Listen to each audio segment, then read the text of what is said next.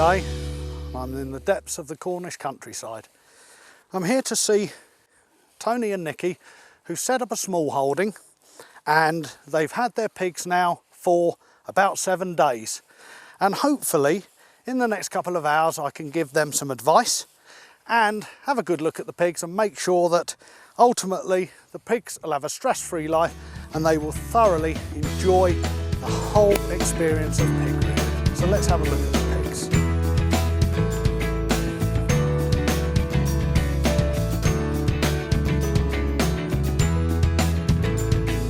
We got the land and thought, our first thought, it just popped out really, didn't it? Horses and pigs, those were the two things that were mainly, pigs interest me and horses at the time interested you, didn't they? I've had horses for years, so. You know, and the easiest thing to create initially was having the pigs, because we had to build a barn for the horses and all that sort of stuff. So the pigs kind of came naturally, and we discovered Cornish blacks, which are local to Cornwall. They won big prizes in like the 1900 Royal Show. They were the best pigs in the country. But pigs just, they're beautiful, aren't they? You know, and we did heaps and heaps of research, you know. Yeah, hours, absolutely. Hours and hours of research on them. We'd be up all night, you know, work all day and then up all night through till 6, 7 in the morning, just doing the research that we needed to do to make this place kind of what we wanted it to be. And we're only at the very beginning now. I mean, the pigs, they're the first thing that we're doing, isn't it? Aren't they, really? Yeah. You know, any advice for people like us, because we don't come from this background. I mean, both of us have grown up around the countryside with animals, you know, and agricultural stuff, but completely different careers from that, you know. So it's any advice we can get is truly welcome, isn't it, really? Absolutely. Because, you know, I mean, we kind of know what we're doing, but we've never done it before. So we've done all the research. It's like reading a book and then putting it into practice is different from reading the book, isn't it? The theory is always different from the practice, you know. So it's nice to talk to people that are versed in the practice of keeping pigs and other things.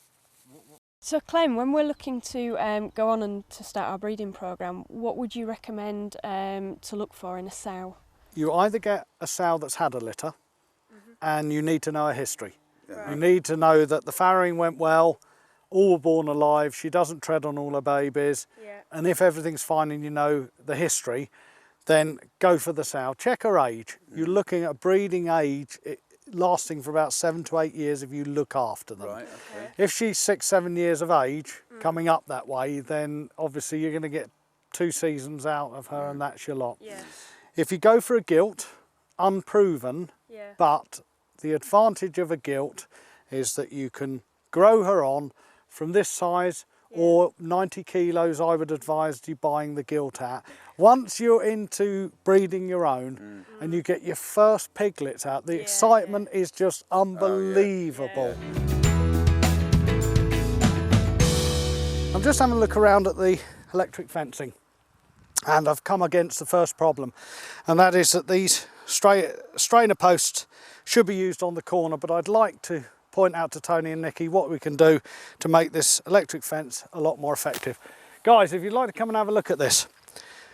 These plastic posts are really just used for intermediate, keeping the wire off the floor, not for straining. As you see, as you put pressure on this, this is gradually bending in. So what you need to do here is to put a small timber stake in that's absolutely solid, put some insulators and then run the wire through the insulators. I think we've got some of them actually somewhere. That would be terrific. On the corners, wherever your electric fence deviates from a straight line, put something solid that you can strain it. Now, what hotline fencing do at the moment is a fantastic little wheel on a screw thread. Right. So as you're up there, you can pull the fence tight and it will roll round it. Good. And then just use these literally in between straight lines to keep the fencing off the floor. Looking at these, and I had a look along the bank there, and I found you've got a stone wall there. Because there's a lot of undergrowth there, I can't see the wall, but it may be worth bearing in mind that if there's any breaks in the wall, any channels where badgers are going through or digging, the pigs can get out. Right. because there's no electric down there, and obviously it would be a nightmare to put an electric fence down there because you'd have so much to remove. So it's just something to keep your eye on. Yeah. And the minute the pigs start clearing it, keep a good eye and see whether you can look along it just to see if there's any breaks. And if the wall's fallen down, you can just repair it. But a wall that high and that straight, if it's like that all the way, will keep them in perfectly. But one breach and one morning, I'd hate for you to come down and find that over the back you see 5 little black trotters off over fields, because someone else would dearly like to own them, I'm sure. A very enjoyable afternoon with Tony and Nicky in Cornwall.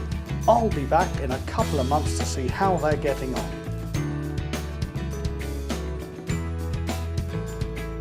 And don't forget to visit pigrearing.co.uk for all your piggy needs.